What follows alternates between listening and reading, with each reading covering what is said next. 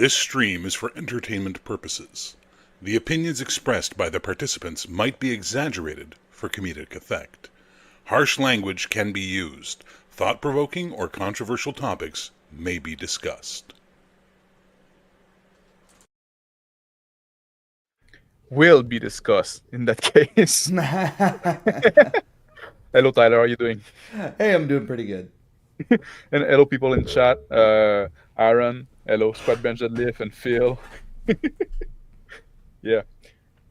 So we want to talk about magic because, well, you want to talk about like why magic's not role played, and I want to talk about why I dislike, or why, like I say, like often said that players who want to play magic users should be shamed, right? And I think those things might be related. We'll see. I think so too. Although I haven't heard your full take on this other than memes yet. So Yeah. So I also need to start with some caveat, right? You can sometimes play a magic user and there's nothing cringe with it, right? Even I did it at some point in the Rising Sun campaign. What I'm talking about, and obviously, like, that's really going to be a case. I'm going to paint with a broad stroke here with a white brush, right? What the fuck this expression is. And I trust the people at home to have the wisdom of saying, like, well, if it doesn't apply to you, don't fucking, like, don't be a bitch about it. I'm making generalization here, right? And what I'm talking about is the players that always want to play a magic user, that this is their go-to, right? There's a problem there. And I think this is a very like juvenile kind of attitude, right? It's like, and that's why, like in the thumbnail, like with the little baby boy playing the wizard, right? Because what is it like going to magic? It's like when you're a child, right? And you have like trouble and issues and stuff like that, and you don't have the power to look for a solution. You go for you dream, you escape to imagine yourself with some superpower or magic power and stuff like that, right?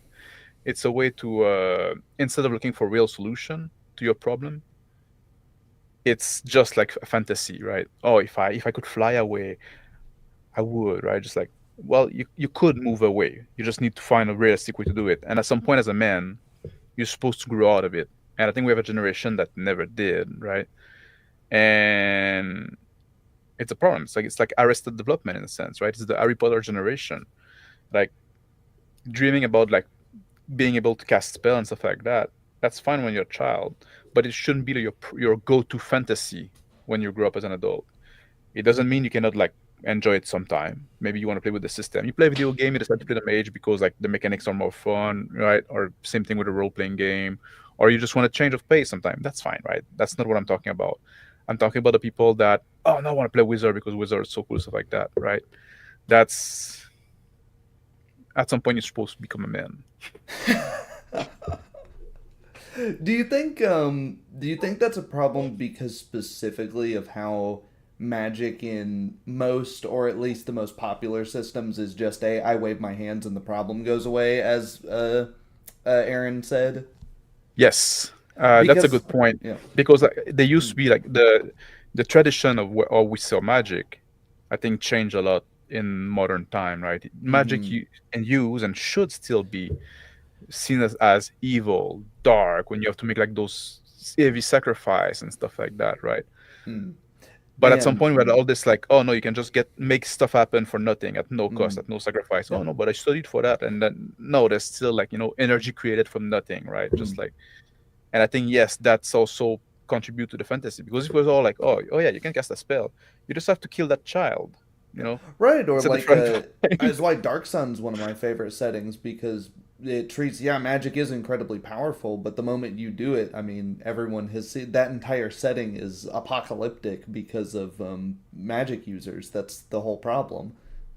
So it's you're actively killing the planet for each but even in the Vancian casting systems, it you're right in that there is a group of players that will, tell you straight to your face, oh, why would I want to play a fighter when the wizard is by level 10 has all of the better abilities? Yep. Oh my gosh, dude, like, you're missing the point. Yeah. And that's also like, I think that's also linked to that, right? A lot of the time, like nerds like to play a magic user, right? It's rare that you're gonna see like the jock want to play the magic user. You're gonna see like the nerds want to play the magic user, and they're the one that are obsessed with system and like system mastery, and they forget that role play is about character and personality, and the storytelling is about character, right? And the challenge, the internal struggle, and stuff like that. They're like, I often like criticize nerds, right? I say like because a lot of nerds lack the it's a cliche for a reason, right? That they lack the social intelligence, right? And that's what you get, right? People like that they're gonna obsess about facts and forget they're the one that like lore, right? They like the deep lore and stuff like that because they want to know every little detail, right? They want to know they want to know how long is the Star Destroyer or shit like that. They want to know like how many people actually work on the Death Star, right? Which it's not important in the storytelling, right? It's not important in the drama of the thing. But ironically, I find that they oftentimes also forget the parts of like this is also a 5e issue and the simplification of magic. I think a lot of the times that something you lose in lighter rule systems is particularly in the Department of Magic because magic almost should be complicated. It should be esoteric. It should be to some extent, because in earlier editions of D&D with Vancian casting, just taking Jack Vance's Dying Earth and lots of his other books that use that same or similar magic system, you need the componentry, you need the different stuff to actually do it, and when that's not there, like I can recall like a lot of the most interesting things I've seen, like I have loved. I didn't play the character, but I had a Keep talking. I'm stealing you. I need to get my dog. all right. I played in a game with one of my friends who played a wizard, and we were in like a high security prison jail cell kind of thing, and we're trying to organize a breakout. And that was really interesting because he's having to like get people from the outside to get him all these weird ingredients that he needs for spells, and we're coming up with the plan, and I'm like, what do you need? What do you need? It's like, you need some bat guano, like butter. Yeah, you can have butter, but why do you? And he's because he's got no spell components, and it's like, it's so many people just forget about that stuff. Yeah. I don't think that magic should necessarily be like complicated in the system, but it should be like meaningful. There should be something like meaningful and mysterious and stuff like that, right? One problem I often find with like magic, the Vention magic system or a lot of system in role-playing game is that it becomes like they made it to be super reliable, right? Because the spell is going to work as expected. Sometimes you're going to roll and it's going to be like, well, it's work, or it doesn't. But you're not going to have like weird effect. Like that's something that DCC tried to do and succeeded maybe to some extent.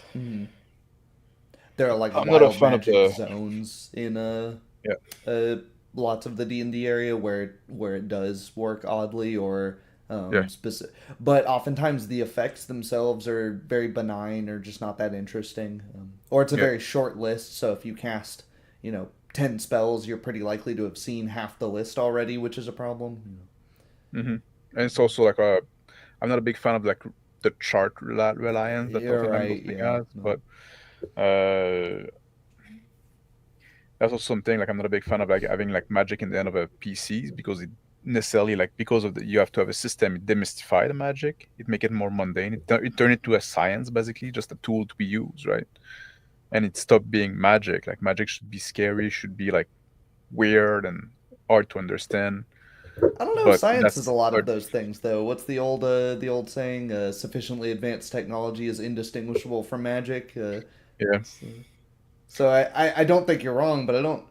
That one I never thought was necessarily a problem, but also it comes from Jack Vance, where that's the whole point of the Dying Earth. Spoilers for a 70-year-old book at this point. The magic is technology in Jack Vance.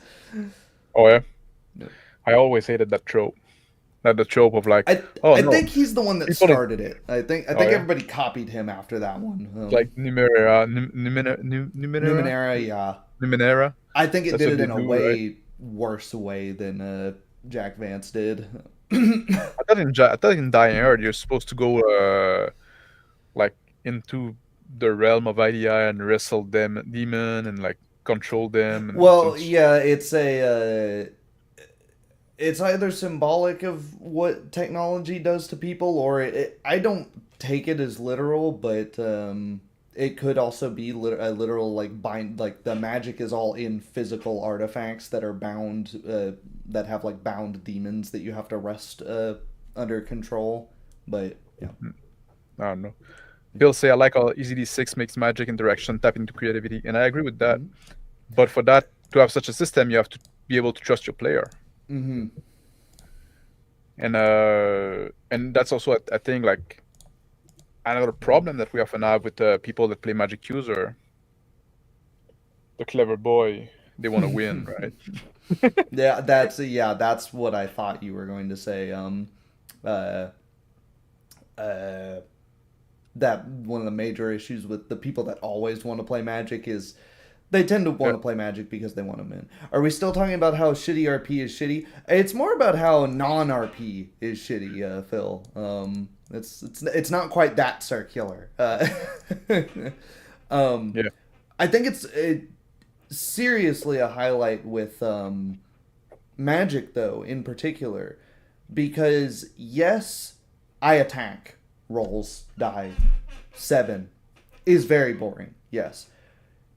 It's even more boring to say, I cast magic missile, roll die. You know, that's even what that takes the excitement and the magic out of the magic, right? If it's it should not be as mundane to you as swinging a sword at somebody. It's you know, the game's mechanics almost always tell you this, right? If you've got this verbal component to things, then you're saying some magic word. You don't have to voice act it out or anything. Or you know, if there's a somatic component, you're doing something with your hands, or material components I already mentioned. Most games will specifically say, what is it? You know, magic works differently for everybody. It's not totally predictable. So, you know, any superficial things like the sound, light, etc. that comes out, you know. Yeah. Oh, Neo Call. I think it's did I see you before? Are we talking in the context of Pathfinder / not D&D right now? I think we're talking in general. In general, but in general, yeah. I was just using Fancy and casting as a thing. Yeah. He's on your side. That's why I never saw him before. Mm-hmm. That explains it. Mm-hmm. Yeah. And like you said, like I cast magic missile is even more boring, right? But oftentimes, like with magic, because like there's a lot of like component, and I'm not talking about like the in-game component, right? I'm talking about the, you know, there's area of effect and line of sight and the range and stuff like that. That often like lead to a litany of question, right? It's like because now like everything has to be defined, and that's like very gamist side, right? Of like, like, oh well, no, it's a system, and we have to define those parameters very clear because it's a game and people want to play, and they need to have some objectivity into the rules, right? And I think that works against magic in my mind, right? That's you know, magic shouldn't be like well defined into a box and stuff like that, right? So that's why, like I said, I think there's something to be said there specifically with issues with how people handle range in games in general. Yeah. That could almost be its own topic, which I'm always super frustrated with the like. Yeah, it gets annoying being asked questions directly to the GM out of character in general, but I think the worst one is, oh, how far away is it? I'm like, do you have a fucking laser rangefinder in your eyes? What do you mean? How far away is it? It's like, I don't know. I'm not gonna tell you. It's exactly 195 feet. oh boy, my 200-foot range, I can walk if even if he takes a 5-foot step like you won't be able to tell that, you know? How good are Yeah. people at, guesstimating range just by eyesight within a few seconds? They're not. It's like I know it's a fantasy game, but it's ridiculous. It's an absurd question. Yeah. And the other side of that also, if you want to add description to your magic spell, then there's also like the other side of that of slowing down the game to a crawl if you do too much, right? Which is often like that's a pet peeve of mine, right? People want to be creative and stuff like that, but at some point we're also not there to be impressed by how well you can describe your stuff, right? Like, Right. I like when you add some description of what you're doing, but keep it short, keep it brief, right? Yeah, I would caveat that with like it's okay to just say you cast magic missile if it's the millionth time you've done it or something, if like, if it's the fifth or sixth time you've done it, you've already explained it. We've seen the animation, so to speak. Yeah. And also if it's the millionth time you cast magic missile, right? Is that still interesting at some point?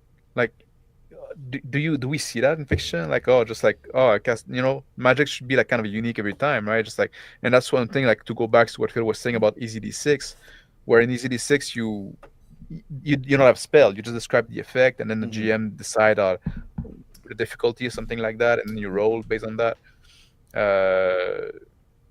And there's a risk involved to it. You can try to put more power to your spell, and I think that becomes a design limitation when you go with fixed spell. It does one thing, and on one hand, it's very flavorful of having like the page of the spell book that is formulaic. It's a spell formula that does a thing it is very scientific in that way. Yeah, that's how the flavor of a lot of those systems work. But on the other hand, it does necessitate you making a lot of them. Unless you want to run the risk of, and then you get into the advertising issue of, well, we can't nerf haste or fly or fireball or change it or get rid of it in any way because it's too iconic to what Dungeons and Dragons is or to what wizards are in general beyond even the scope of Dungeons and Dragons. So. But I agree with you. I'm like, oh yeah, fireball's cool, but do we really need to see it done in the same way for the millionth time? Yeah, it's also like with the length of campaign, right? That doesn't help as well. Like if you just watch a movie, like the guy's gonna do like fireball once, maybe twice, right? Like maybe like at some point it's gonna be like the second time it's gonna be much bigger and stuff like that, right? It's gonna be a variation of it, and then everybody's gonna wow. But like now you do a campaign like for 30 years, right? So and then you're gonna go to the book pretty fast. Right. Yeah.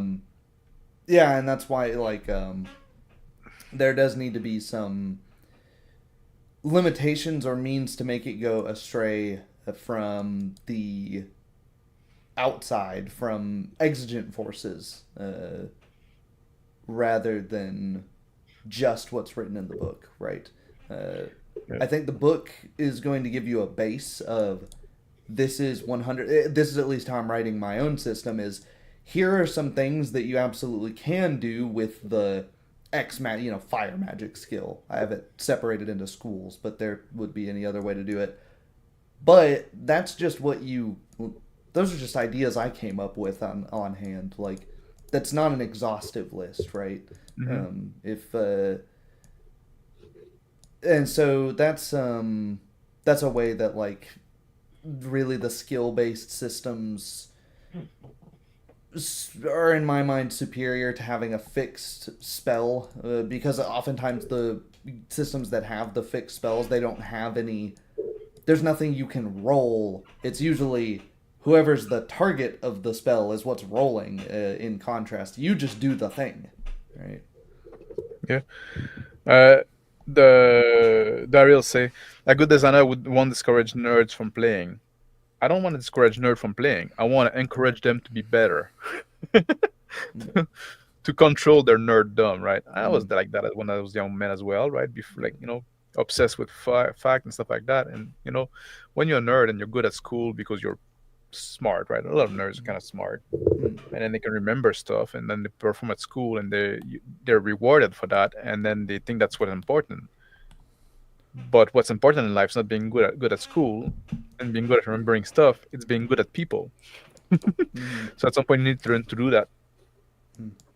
So, like like Scott Garabay say, role-playing game can be what you say they are.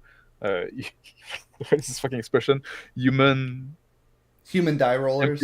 human improvement engine. Oh yeah. That's right. Yeah.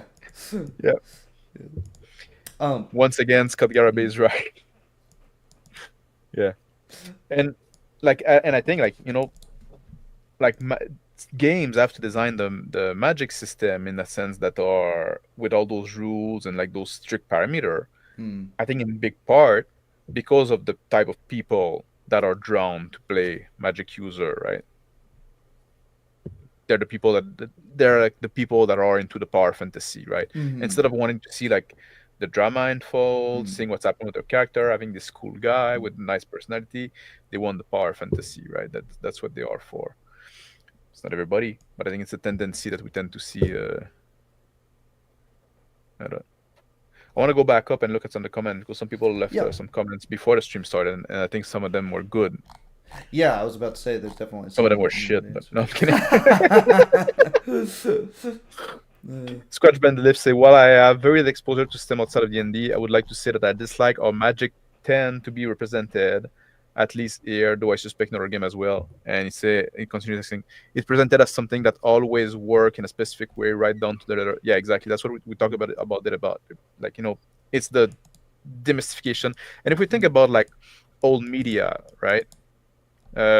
Before like the 70s, let's say, or before the 60s, right?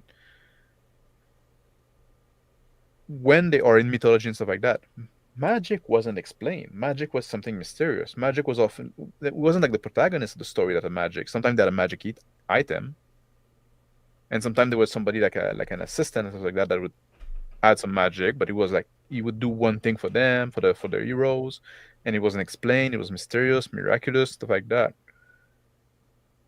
Like I cannot really think about like old story with that where like the protagonist is a magic user, right? Magic as it is in D&D is much, and Jack Vance is much closer to like the actual occult magic systems of like alchemists and things like that. Like it draws a lot upon alchemy, like alchemical texts, like. But I mean, like in fiction, right? Right, in fiction, yeah, in fiction. Like that. No, not really. Oh, Master of the Five Magics. That's true. That's true. Says Dice Tales. I don't know what that is. Oh, really? Yeah. Who wrote that again? Lyndon Hardy. When was that? It's not as old as I thought it was, though. It is 1980s, so still it's not pre-60s as what I'm looking for, right? Yeah. Yeah, it came with the hippies. Journey to the West. Journey to the West. That's true. Journey to the West. The monkey is the main character, no? Mm-hmm. But he is a magic user. That's true. Is he? Yeah, he can shrink himself. He can. Yeah, he just got those power, but he doesn't have like spell per se. You know, just like. Well, yeah, that's true. That's true. Yeah, I suppose. Yeah. And he got like this magic stick. I don't know if I would call him like a magic user per se. Like. I don't know enough about Chinese alchemy, but I know it tackles some of that, and it's very mistranslated from what I've understood. But. And even also back then, even in the old day, the magic wasn't like. Spell that you didn't like fireball and stuff like that. People would make like potion, right? Would make curse, would make X's, right? And oftentimes like magic were either like the mysterious healer that were like more like miraculous magic, or it was like the bad guys, right? It's something that happened like later on, like semi joking when I was saying it came with the EPs, but it might be true. It's pretty interesting. Yeah, I read that. I prefer there was like an understanding that magic has fuzzy edges to its law, and that there's space for things to be unexpected, unpredictable. Yeah. You can't always trust a sword. Magic, no. Exactly, and that would be a reason also to not play magic user, right? So like, well, you know what? It should be like the high risk, high reward kind of thing. Yeah. Darius said, just dislike the fact that magic is so prolific in game. How many class don't use magic? That's also a huge fucking problem. And I even restrict my book reading to non-magical fantasy if I can. Yeah, especially like I don't mind if there's magic in the end of the antagonist, right? But I don't want to read like a fiction that the protagonist is magic user. What do you think about I like the like class magic, having? but it's it needs to not be the end all be all. I think it becomes. I think this is an area where you might actually be able to say like, okay, well, yeah, there's a point to balancing things here, because if I can look at, oh, why are you walking up and stabbing that guy? I can just point at him and summon an ethereal weapon to stab him, and then in the same breath go, oh, you're using bandages to heal that guy? Well, I can wave this hand and then I can heal you with this magic. And oh, don't go over and try to disarm that trap, rogue. I will wave this hand and I will summon a thing to walk into the trap to disarm it. And it's like, is there anything you can't do? Like, it's like it becomes kind of a. And the little thing, right? Using magic, like you said, like using magic for those little things. Like instead of having this big wow moment, like I can cast a spell. The magic user wizard. How many spells should he cast in a session, in a day, in a session, right? It's like it should be like it should like you look at Gandalf, right? He fucking fight with sword. Yeah, and that's true. Yeah, and once in a while he use magic when it's needed, right? It's not like I think where a lot of the issue lies is that there's a lot of systems where the wizards are playing a high fantasy game and the other classes or the other professions or however your game associates it are playing a like mid fantasy game, and it sucks to be the guy with plate and a sword and maybe like super athleticism. You kind of feel like a Jubilee in the X-Men where it's like, well, I can shoot like fireworks out of my hands, and then you've got guys that it's like, oh well, Wolverine could get nuked and just come back from a single cell, so I kind of feel useless here. Do you think that's why like now like some system like give magic to every class? Like every class has like actually like in modern D&D, I think that every class has a subclass that can use magic. Even the barbarian, probably, I believe, yeah, right? something like that. Yeah. You think that's a solution to that? Like in this like, oh, wizard's gonna be high fantasy, so we're gonna bring everybody to the high fantasy, and now everybody can cast spell.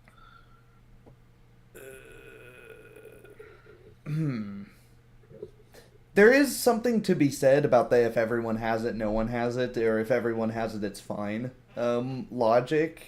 But it also become like, yeah, then who cares, right? Right. You run into issues with Eberron. I know people had really mixed feelings with Eberron. Making and other settings where it's like, oh, we have a magic refrigerator, and it's like, oh my god, it's too much, right? We have trains, except they're powered by magic, or everything like magic is just everywhere, and also like people do that, and oftentimes like rarely they bring it to the furthest like conclusion, right? Of what, like, if magic's everywhere and magic is abundant and everybody can do magic, that wouldn't be to make like small change to the world. You wouldn't make like, oh yeah, they have trained like we do, but they're powered with magic. No, like the world would be like something completely wild and different. And I think if you actually read through the early Eberron stuff, it shows that that's already been taken to a bad conclusion, but it hasn't really stopped anyone. There's a whole country that's been wiped off the map in Eberron. I can't remember its name, but it turns out to power most of the trains, it's like an elemental or demons that are bound to this engine to power it, and it's like, oh, well, now we're getting somewhere. Now that's interesting, right?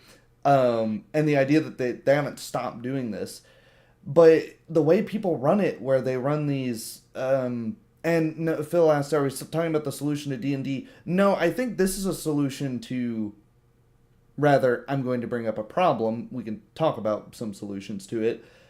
This is the problem doesn't necessarily come from this specifically. This is just an example, and I'm most familiar with D&D 3.5, so Eberron's one of those. The problem comes with the Seattle Barista Games talking about the mundane stuff and not considering, okay, great, your magic refrigerator is powered by a small elemental spirit and you've got hundreds of those in this city. That's should be the setup to like a horrific event where if those suddenly break free of their magical bindings and cause havoc here, not just they have refrigeration. You need that for your bakery. Yeah, right, yes, like okay, like there should be a so what here. There should be a Yeah. And also, if you're gonna make like magic technology, why not have technology then? Right, that's true. Like what's the point in calling it magic? And like, does it make it more special, right? Do you know your fucking fridge work? Like, well, most people don't, right? Just like, might as well just be fucking magic. So now you're just making that fucking boring, right? Yeah. Yeah, and that's what Dice Tales said. If you have magic everywhere, then it's not magic; it's physics, right? Yeah, exactly. Yeah. Yeah. Which is what was I going to say? But yeah, that's pretty much it. So what should be done? Like, if you want to make magic like interesting and role playable and feel like magic, right? Like I think the wizard should not be casting a spell every day, let alone like, and especially now, like when they do like dimension magic, but you don't have to actually memorize spell. Oh yeah, I think that was like such it's always misstep. You're always into the situation of like, oh, I have a spell for that. Oh, you got a little problem? I have a spell for that. Oh, I'm out of spell. Let's take a long rest, right? Just right, because that used to be, in the olden days of fantasy and casting, part of the solution. Is my camera overheating or something here? Mine is getting like is that you would have to, unless you are either sorcerer and you just don't have that many spells to choose from, or you're something that has to prepare, and well, yeah, exactly, and I left. Let me read that because it's a super chat, right? Yeah, Law Dog. Or some elemental god gets upset that you're enslaving so many of his subject and rampage to the city to free them all. Yeah, exactly. It's that's not a situation that should last for long, right? There's a million ways to play that out, right? Yeah. Like, we figure out to do that. Oh, now it's spreading around. Oh, now it's fucking a problem, right? Right, Yeah. It's Sorry, I just lost my train of thought there. But yeah, fantasy and casting, it used to be that, you would have to kind of predict what problems you thought you were going to run into throughout the day, because and then you get caught with your pants down and go, I didn't think we were going to end up fighting anybody, but the rogue or whoever in the group has pissed somebody off, and now it's like, oh, what was a diplomatic mission? I need to fight here. Yeah. So someday you wouldn't cast any spell because the 3 spell that you prepare were all useless. Yeah. Right. And now you have to use the fact that you're just some smart guy, which is cool. I think that's some of the best that being a wizard has to offer, is now suddenly, instead of being the high fantasy guy in a mid fantasy setting, you're the low fantasy guy in a mid fantasy setting. That contrast becomes really interesting. And I'm going to go back to another comment up here from you have the timestamp? Pinkerton 928. I'll put it on screen. I can put him in timeout, but I can't. I can't put him on the screen. I don't understand. I haven't been ignoring you, Darren. I've just been handicapped. Oh, that's Soft 1028. Oh yeah. yeah. Oh, you. Oh, I sorry. forgot Yeah, you're time doing zones. time. Damn Yeah. it. Soft magic's a good way to discourage magic if that's the goal, but eventually you do need to play a game in Asterisk. Yeah, that is it's a game, Yeah. bro. It is. You're right. To be honest, I prefer a limited but very hard magic system, i.e., Rhythmatist from Brandon Sanderson. Yeah, Brandon Sanderson has a very in his books he tends to have very clear cut ways that magic works, but most of the characters in the world don't understand how it works. It's there are rules to it, but you don't know all of the rules to it as you go. No, It's like because Brian Sanderson is known to have said the Sanderson law. What is it like? There's a link between like the more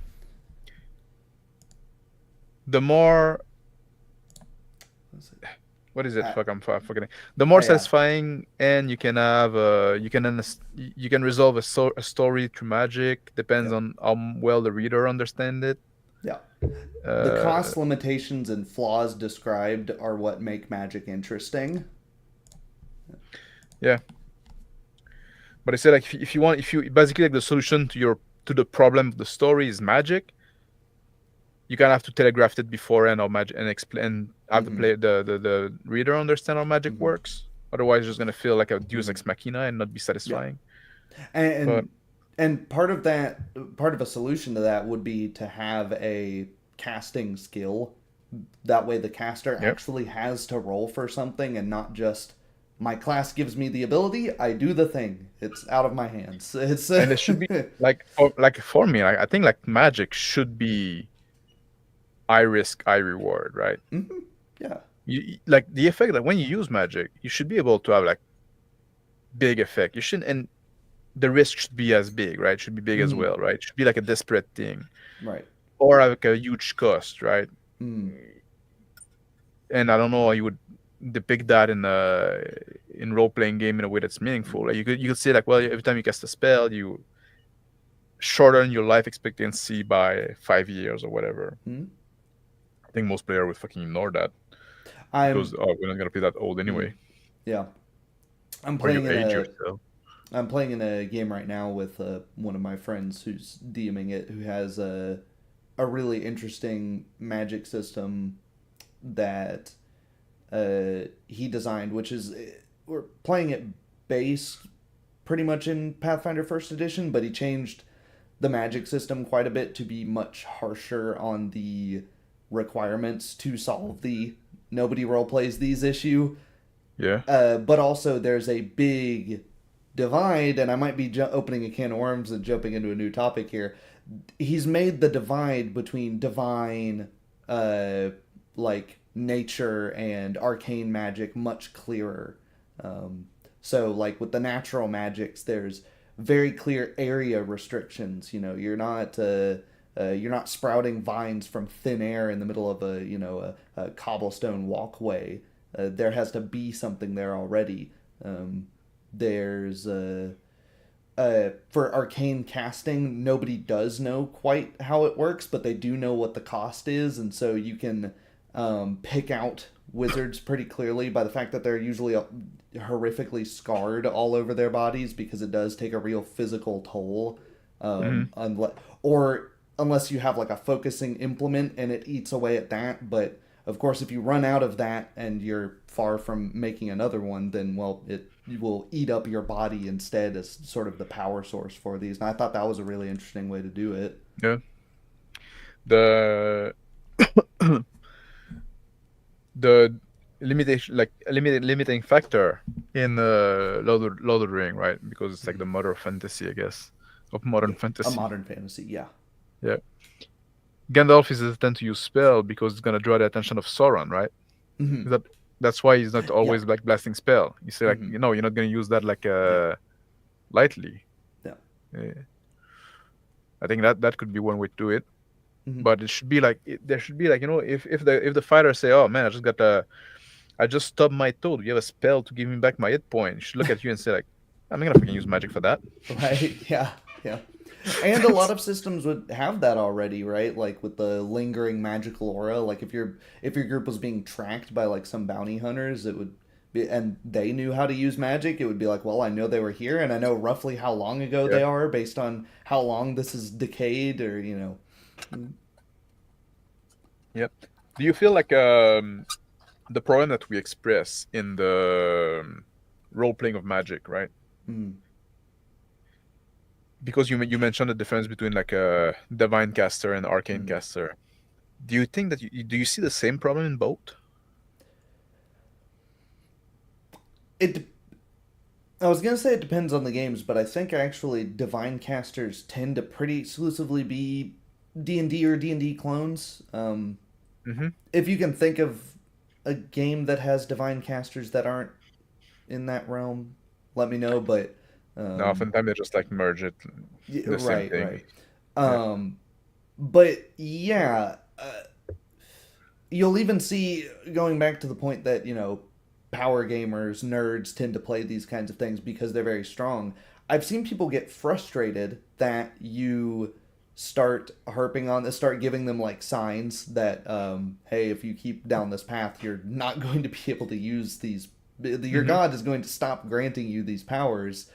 They're like, what? What the? And it's like they're annoyed that you're making them role play the character that they chose to play, and that it says specifically in the rules, hey, you have to adhere to certain tenets to continue using these powers, right?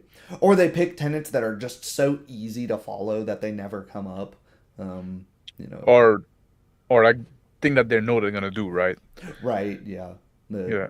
Think like, oh no, I need to kill all the bad guy that we encounter and Yeah. just slaughter them and take their gold. Yeah. But I felt like usually people that play like you know, like this archetype I described at the start, right? I think they tend to be more attracted to arcane caster and not less to divine caster. I think divine caster that suffer less from that problem because of you have this side that it's interesting for other things than just the power you get, right?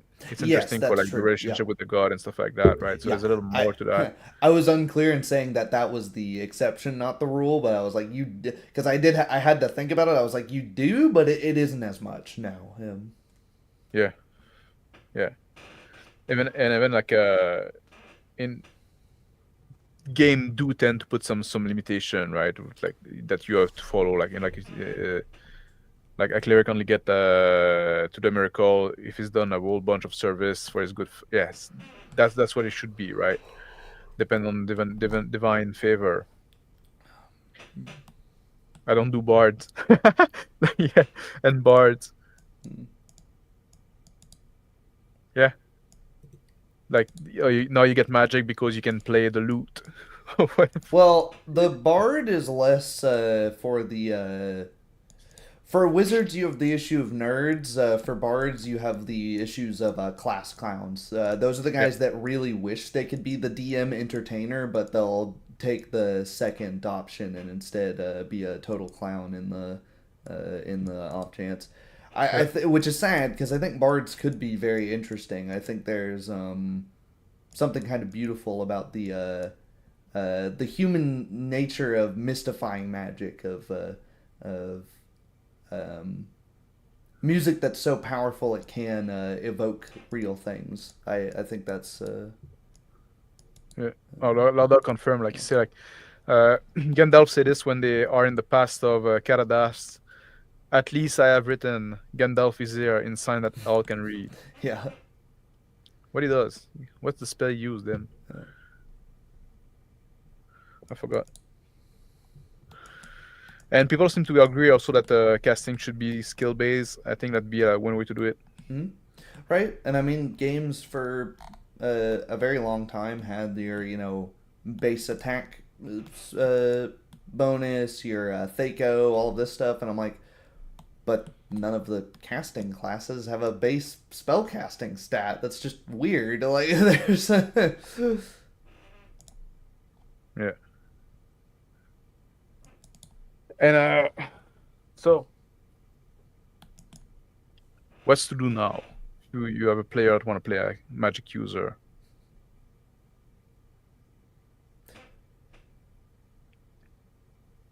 I need more of a character concept at that point.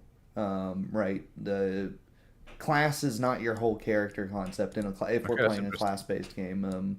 There are games that are not class-based that have magic users, of course, but Crispy just says no.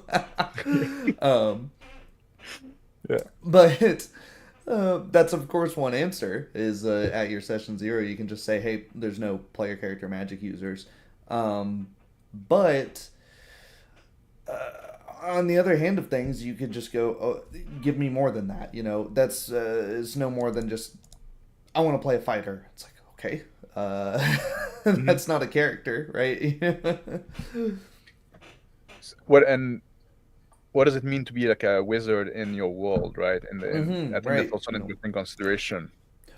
Like there's always a trope like, oh, wizards are undead and stuff like that, but then oftentimes like you give them power and that there would be no reason to be undead because they can just like crush an army with like Yep. Well, uh you'd be kind of public enemy number one, not just hunted by a little band of the town ne'er do wells. Yes. yeah. So yeah, that is a big question. Is the like, okay, what do you do for a living? And it may be that like, who was it? It was way back here. NeoCal said earlier, 10:34 your time. My problem with spellcasters is less their narrative impact so much as there are always spells that invalidate the difficulty of combat to turn it from an engaging part of the game into a slog.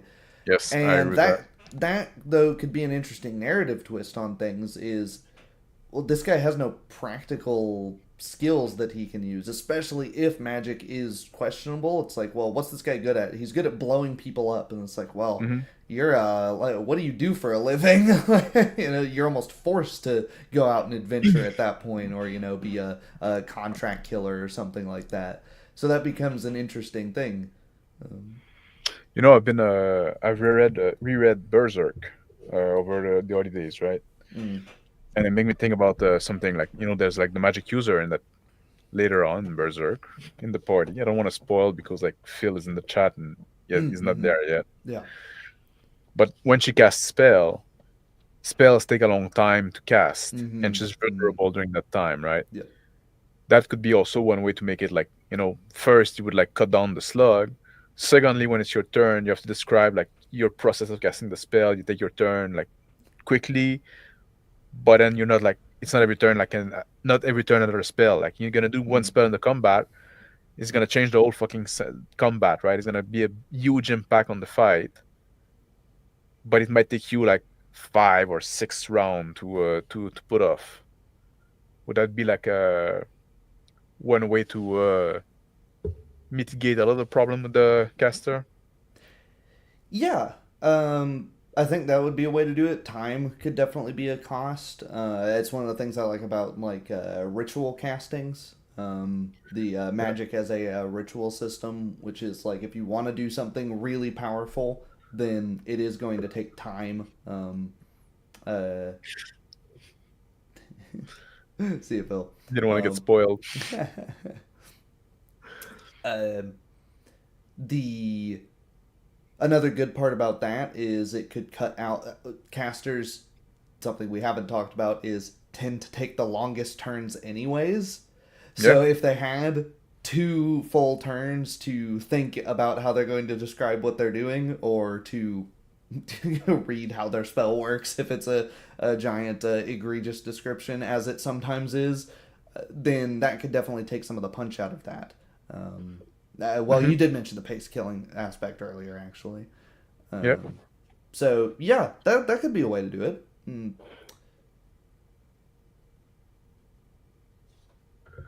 Right, what did Doug say? Oh no, it's talking to Arun. Sorry. Yeah. Misunderstanding come from a misunderstanding of magic in Tolkien's universe. Not trying to be a dick. You're just wrong. Read the book a few more times.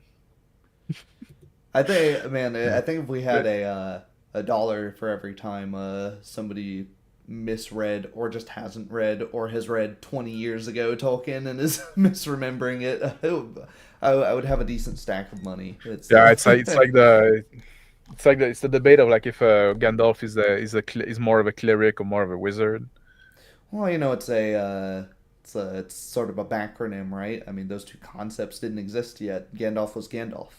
He was a gray he's wizard kind of like and a white wizard. Yeah, it's kind of like an angel, no? From what I understand. Yeah, he's The Myanmar, what there's was the some name? yeah, there's some Christian allegory, Catholic allegory there. There's some pagan allegory there. There's some of Tolkien saying it wasn't an allegory; it's just a book. So, nobody will ever agree on that one. Yeah. What about Tusadum? Is Tusadum a wizard or is a cleric? That's. I mean, we could get into. I'm kidding. Well, I was going to say We don't need to get into it. we get into all of the external stuff, the crazy stuff. Your blood mages and your psionics and all of the stuff. Why stop at a wizard and cleric and druid? Yeah. So, did we go around this topic already? Why like people don't roleplay? Why don't people roleplay Magic? Because they're just there for the power fantasy. That's my theory.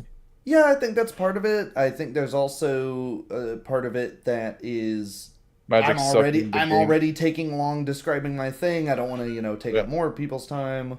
Not me, of course. And I always cast the same spell over and over right. again. I don't need to. Combat started. I cast haste again because why wouldn't I double everyone's action economy? You don't even have to be a power gamer to think that. That's an area where often the balance is so skewed that you go, Yep. I'd be actively balance. harming everyone else if I did anything different. This is just the logical thing to do here, right? Balance is also one thing. Like that's also one thing that's so harmful to Magic user, right? Right. Like, trying to balance them, making them unbalanced, right? If you make them too unbalanced, like I think they should be powerful. Like now, like in D&D, they even like a switch from having a D4 to a D6, right? Because that was the thing, right? Oh yeah, you're very glass cannon. Now it's like not only like you're more powerful than you used to be, but you're more resilient than you used to be. Right, and then they've taken some liberties with a lot of spells. I wanted to, before I was going to stream this with you, I wanted to do a specific case study on how the wish spell has changed over the years, because I think it was some of the best design from that, because it was so freeform. It was, you cast this big spell, again, here's some things you can definitely do with it, but you can use it to do anything you want, and then it's basically up to the gods to decide what or the forces of the universe to decide what happens there. And then in 5e it specifically changes the wordings to the GM decides what happens here, and I was like, you've made it a player versus GM thing, even if that's not what they intended by writing that, that's how it reads. They also like put like much more like defined thing that you can do, right? Oh, you can cast, you can copy any spell from up to 8th level, and you can.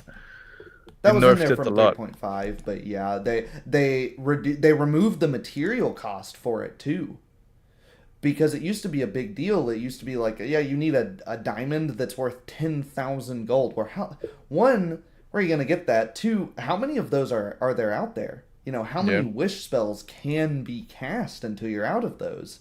And that becomes, but they gutted that. They weakened it in most ways, and now it becomes a like fight and argue with your GM about what you should be able to do with this spell, and it's like there's another incentivization to not roleplay a Magic character is how it's written in the book, right? Yeah. And then Darren Pinkerton earlier said something on a GM being, almost antagonistic with describing how his magic works. I thought that was a really Yeah, I wanted to that was quite a bit earlier. It was ages ago. I just remembered it. The comments have been moving really quick here. I appreciate you guys for joining us. Yeah. Where was it? Where was You it? started. Yeah, I should have started. I had a But I DM can't. Yeah. in Yeah. the past punish me for creative expending of spell, kind of weaponizing it against me. How would you discourage that besides saying stop being a shitty DM? Yeah. And yeah, that was something I wanted to respond to. Yeah. This is part of the problem with the fixed description of no, a spell does this.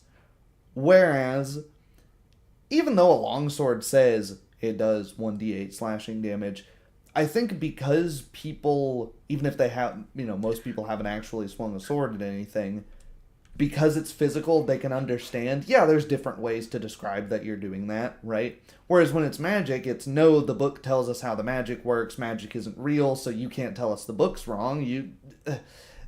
That might be the logic that's going on there internally. But yeah,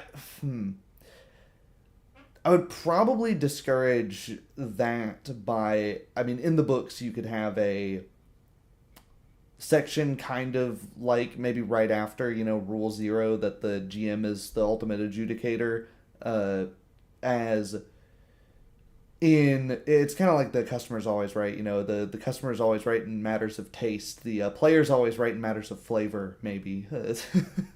Not always, of course, But in a specific case, when you have a DM like that, you try to use your spell in a creative way, right? Not necessarily always intended, right? You use grease to do something like, and it used to be like a thing that you would try to have like spell work together and stuff like that to do like the interaction, spell, coming up with spell synergies and or even like sometimes just using them to do something that, oh, okay, I didn't see that coming, right? Sometimes people, they take it too far, right? It's like the fucking arrow with the portable owl and the bad ring and shit like that, right? But to some extent, like creative thinking should be encouraged, right? And I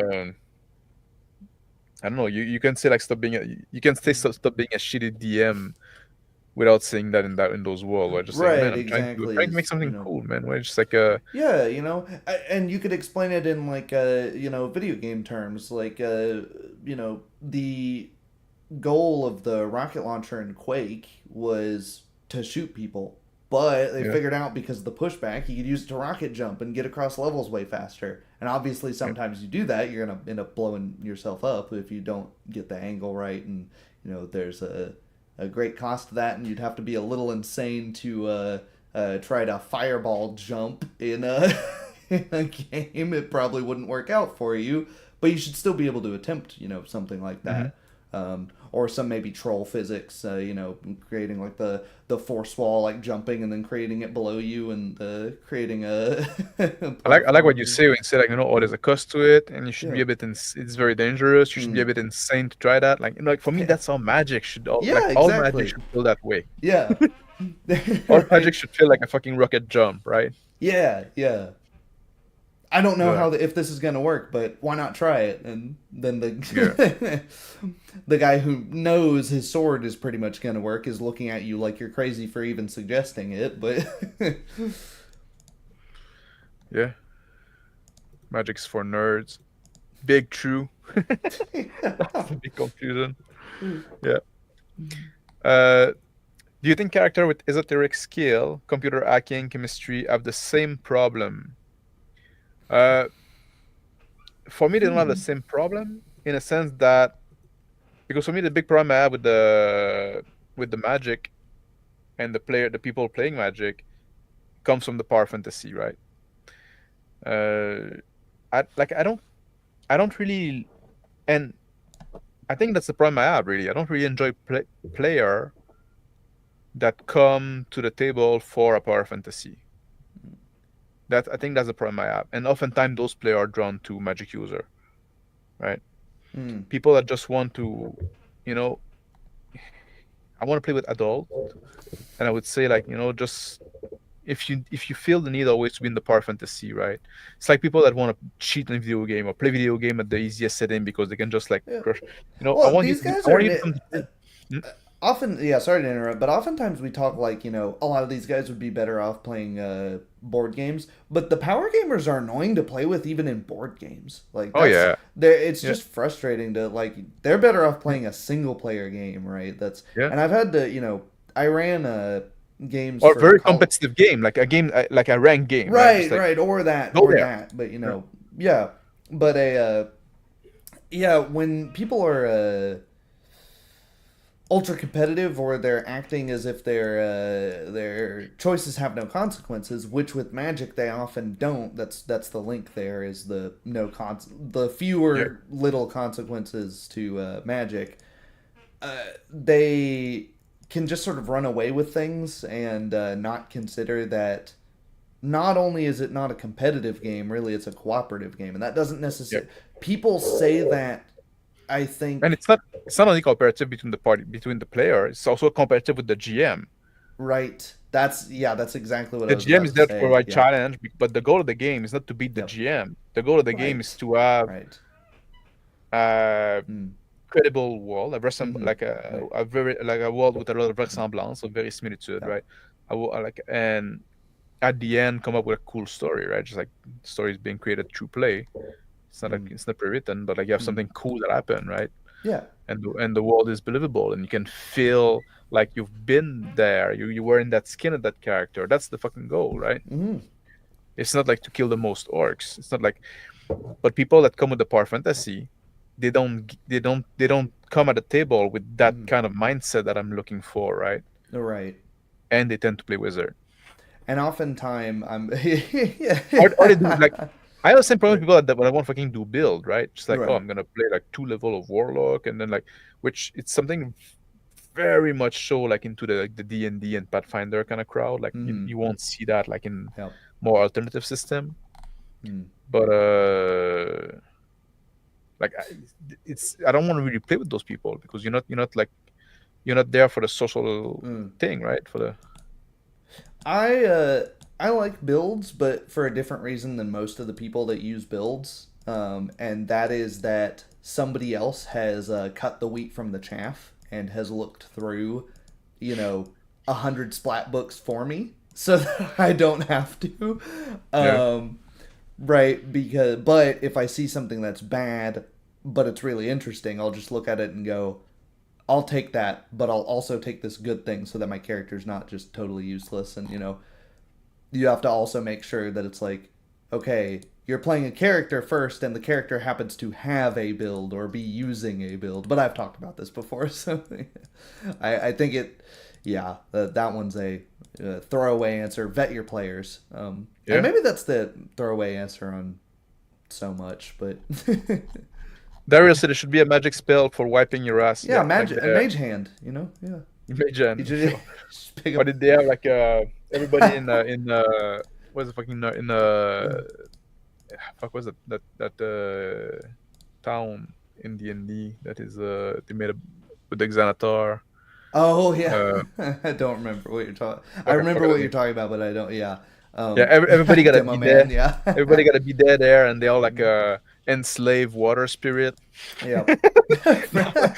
That's even better for the And refrigeration, right? one day you go to the town and it's just wiped out. They finally had enough. Yeah, wiped out.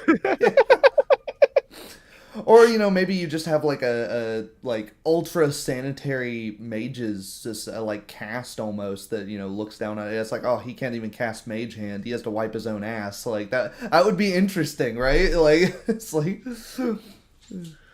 Yeah. So yeah, I think we pretty much went over it, right? I thought there was more to talk about that than that. there probably is, but I think we'd get lost in a lot of the Yeah. specifics over the generalities of Magic. So even though And I we think it already was a kind of very did. dense conversation. Right. Oh my gosh. I mean, we could go back up and go through some of these comments, but Yeah, I'm scrolling through Yeah. them. Um, If you talk, I'll look through them. Right? on the comments in general on Magic and combat, I think it's really frustrating when the Magic has spells that are like I summon a guy who is a fighter, and you're like, well, come on, man, the fighter's right there. What? And yeah, they usually only last for like a minute or something. But how long does combat last? Usually only a minute. Unfortunately, not in real time. But yeah. So that becomes a problem. I cast a like an ethereal thing in early D&D, which magic missile was literally like the equivalent of shooting an arrow at a guy. It was just kind of lame. It's like have magic do something that only magic can do. Telekinesis. I agree with that. Lifting things up at a distance. Even if it is combative, Raising the dead, right? Even if it is combative, make it things like fireball and lightning bolt, and have the risk of when you're doing your fireball. If somebody's casting fireball on, say, in a wooden building, it's like great. Have it. How many times have you watched an actual play where a fireball actually catches stuff on fire in the area? And now you're having to go, oh shit, great dude. We could have just shot him with an arrow, but now we have a fire to put out. yeah. Aren't Aren't they like specific in the book like that like fireball cannot catch stuff on fire, but fireball can, or some shit like that? Maybe in 5e that's been a change, but I know Pathfinder specifically has a table which gets kind of crazy, which is like, if you can't cotton it, roll like a d10 to see what article of your, on your person has gotten caught on fire, which is like, it's a bit much. I think that's something you should just hand wave and say like, oh, this gets caught on fire. Now this is a problem you have to deal with. Yeah, Justin saying the fantasy setting I'm working on now only as blood mage and bone magic. I'm thinking of incorporating something with shadow as well. That would be interesting. Yeah. If by blood mage, you require some blood to cast spells, stuff like that, right? That's already make the thing more interesting because there's something gross about it, right? Something that you don't necessarily want. People want it's when magic is for nothing. There's no something as a free lunch. There's no such thing as a free lunch, right? If you want something, you should sacrifice. That's a lesson. That's a life lesson for you all out there.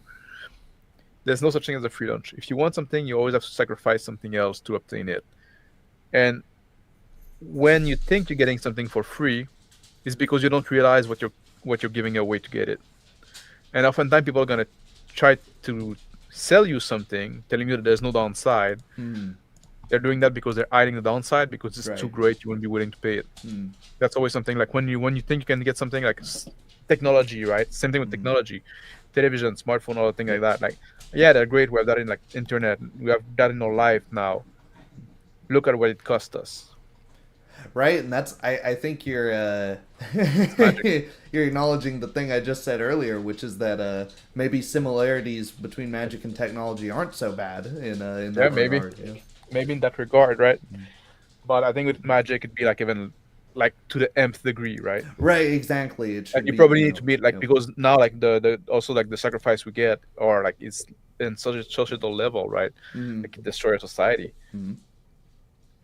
I think with I don't think player in a D&D campaign would care about that because it's long-term stuff. It's global stuff, right?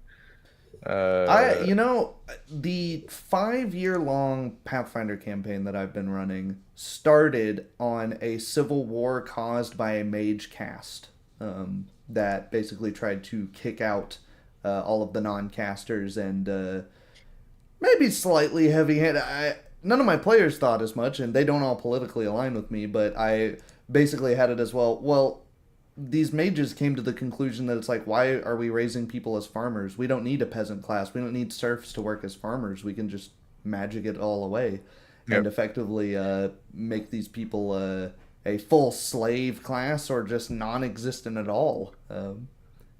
You would try to have as many mages as possible, right? Yeah. Yep.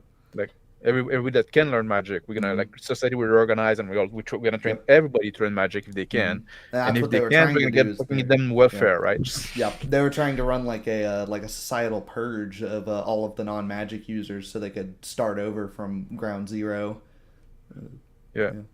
No one bats an eye when the fighter casts sword. And that's when it becomes the general problem of no role play is of course a super general problem. But I found that if you throw 4 or 5 people who are brand new, who've never role played anything before, the person who picks up the sword, who picks up the fighter, or barbarian, or monk, or whatever, describes how they swing swords at people. Describes, even if they do it in the wrong way, like I cut the guy's head off, or and you have to say, no, you attempt to do that, right? You swing the sword at the guy's neck or head or whatever.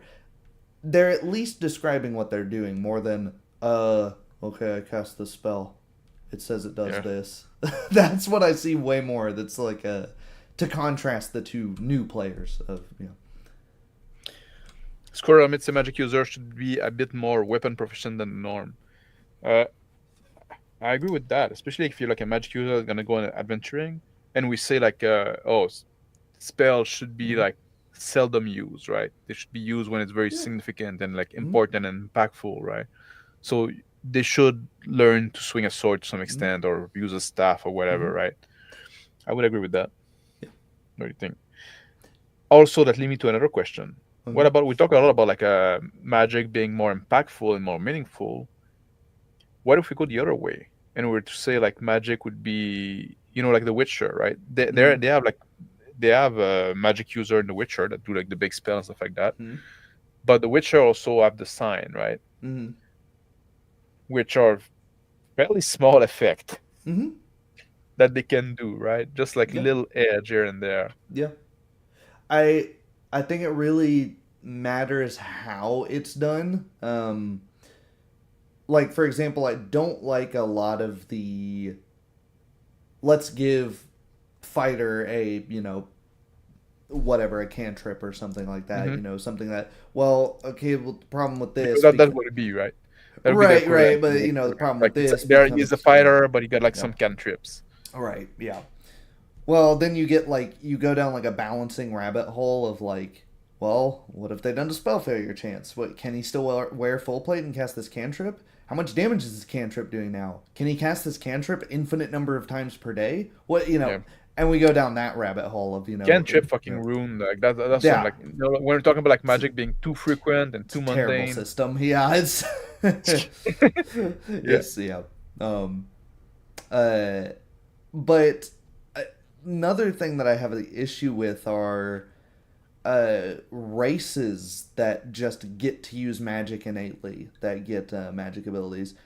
I liked it when it was done in Dark Sun because those races like the Thurkeen and Aarakocra were very alien. They felt like their physiology was so different to humans as compared to a human and a dwarf that it was like, yeah, it's believable that has a totally different ability to us.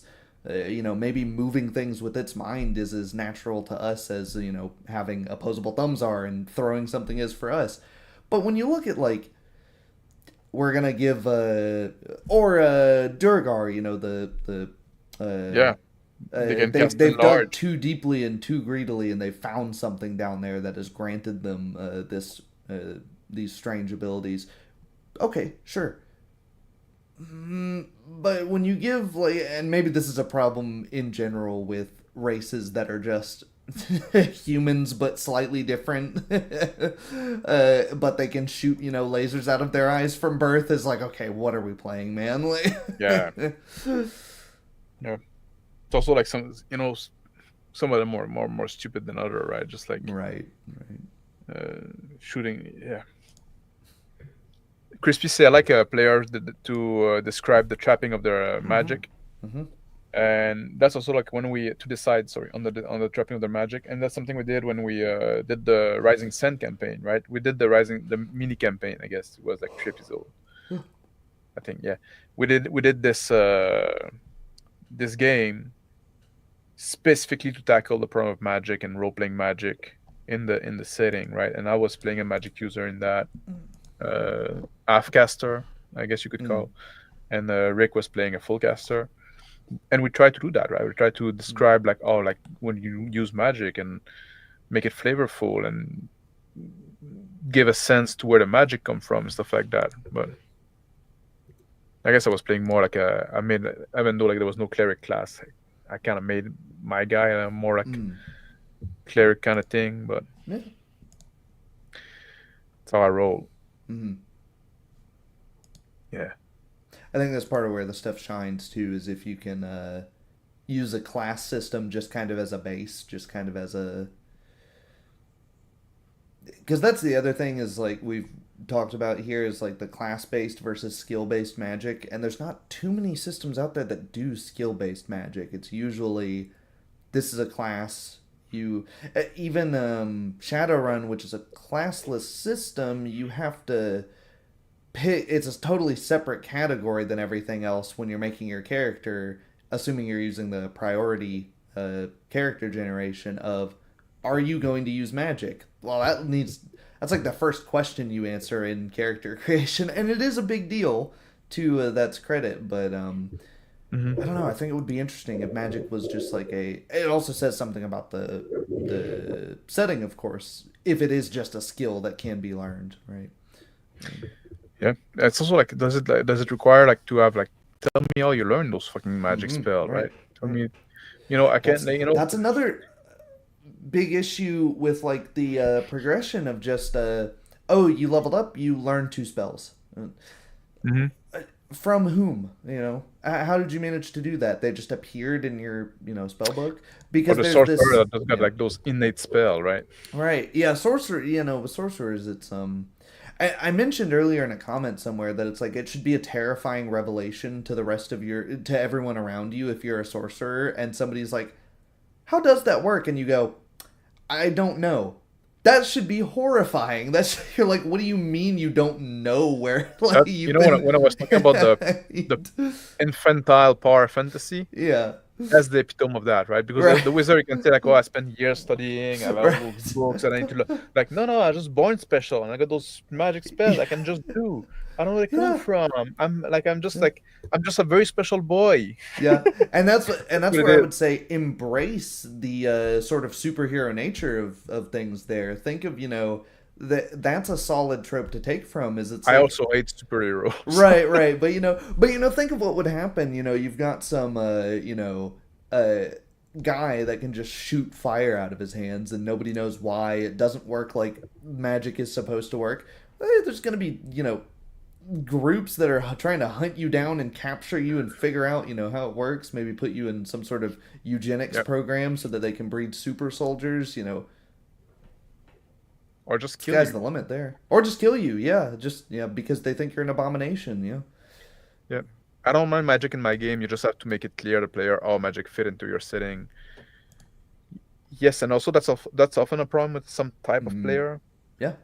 That if you start like to put like kind of like limitation on it, or like kind of put a frame, or kind of put like, oh well, but you have to be careful in public, or stuff like that. Right now they're gonna they're gonna fucking like cry about it because like now you're trying to limit their power fantasy, right? I mentioned Dark Sun earlier, and you ended up with one of the problems playing Dark Sun with bad groups, which is unfortunately the only way I've ever played it. But one of the problems is you always have guys like, oh, if magic's like that in the world, why would I ever play a wizard? I'll just play a psionicist. And that's like, yeah. Yeah. Oh, that's a good point of a specific system. NeoCal here is forcing us into the Pathfinder drinking game. Oracle curses are interesting examples for consequences of your casting ability. Yeah, I think the Oracle is one of the most well-designed classes in Pathfinder First Edition because right off the bat it makes you choose a curse. Curse that you have? Yes, yeah. It is effectively, instead of you choosing to devote yourself to a god has chosen you, and that is you are basically set out there to carry out their will, and you are cursed as a sign to what more that. So it's almost a begrudging relationship with the god that's given you these powers. It sets the tone of the religions in the world in place too, as most of the gods are not benevolent; they're just figures. And he said like his oracle at the permanently burnt end. That's a cool one. But Yeah. you couldn't touch thing. Mm-hmm. Yeah. But yeah, if you're endless. Yeah, there's one that's you'd be blind. You could be permanently bound to a location, like a shrine of that god or something. Yeah, there's some really cool ones. Dire setting at my table, never more than one spellcaster. Ooh, Yeah. Although playing the party of all mages can be fun, having to bullshit your way around, because you always have the arguably lazy game design answer to some of the things, which are like the anti-magic fields, or the dispel magic, your mage's disjunctions, things like that. But nonetheless, that can be an interesting thing to play. Well, your party's all wizards or mostly wizards, and you have entered an area of where you're stuck. The door slams behind you, and a anti-magic bomb goes off, and now you're just a few guys. Just instant magic without hard limitation is just loser fantasy. I would agree with that. Right? Yeah, I think so as well. Yeah. Innate magic should be very minor abilities like telepathy, seeing through illusion spell, or natural. Yeah, like you can see through wooden door. Yeah, like if you can get like the reference to that. Was that a Knights of the Dinner Table thing, or I can't remember? No, it's in Freddy Got Fingered. Oh, yeah. Freddy's a cartoonist, and he wanted I haven't seen that cat in character that has wow. a superhero cat that can see through wooden door. Yeah, that's right. But only through wooden door. So if there's a crime occurring across a wooden door, you can see it, but if it's something else, you can't. And he's trying to sell his character, and people think he's an idiot. Yeah. Yeah. I forgot about that. I have not seen that movie in many years. Me neither, but I don't know why that stuck with me. There you go. Yeah. So I think we might wrap that up. Yeah. Right? Yeah, I think so. I think we got through a lot of it. I think we offered some at least things leaning towards solutions to the problem. Which and is, of course, roleplay solves everything. But roleplay solves everything. And like, don't come at the table trying to enact a power fantasy, right? Come at the table trying to play a person, right? That has struggle and stuff like that. That's what makes it interesting, right? I often quote this famous quote from Wagner that say like, the only thing worth writing about is the human art at odds with in struggle with itself, right? At odds with itself. And you should see that as well, right? In role-playing game, right? If you just come to be like the very special boy that's the most powerful and that crush that and solve all its problems by snapping its finger, that's not interesting for the other people at the table, right? Open a video game and toggle God mode or set but maybe maybe this is a specific issue with people needing to prove themselves in front of other people. It can't be achieved in a single player. I guess. But that's vet your players. For everyone else out there, vet your players, because I don't think we're gonna I don't think you can get through to those players. And if you're designing a magic system, right? And I know some people mentioned in comments like they did or they are. Think about it as well, right? The limitation, the scope. How you want magic mundane? How you want magic to be mundane? Consequences, right? I think those are important considerations. Not just immediate consequences, but societal consequences. Societal consequences, the cost, the sacrifice that you have to make, right? I think it's much more interesting if it's something that is keep it scary, right? Keep it weird. Keep it nuclear power if we're using the technology. Yeah, so that's an old throwback. I think the slogan is RPG is the only true communism. That's the conclusion we came about, like, or role playing game or saying or role playing game or communal experience, like or role playing game or communism. Yeah, thank you, Tyler, for joining me. No, thanks for having me. And thank you for the people that joined us in chat as well. Good audience today. A lot of chat went very fast. I had to skip some. Right. Sorry if we because missed you. because otherwise, like we'd be like 3 hours behind. Yeah, yeah. And thank you for people that are gonna watch on the replay. And I hope also it explained a bit why I often say, right, players that want to play Magic user should be shamed. I say that when I say that, like half the thing I say tongue in cheek, right? I'm a bit tongue in cheek guy, but that's true. Don't be that guy that always want to be Magic like always want to play like the Magic user, right? All right, and thank you for people that are gonna watch on the replay later on if I miss them, and thank you, Lodog, for the super chat. It's always appreciated, but it's not needed. So have a good night, and I'll be back on Sunday, and we're gonna talk about pacing then. Ooh, that's a good one. You can join us if you want, if you're free. But... Depends. All right. Maybe. No promises, but yeah. Take care, guys. Bye. I'll see you guys.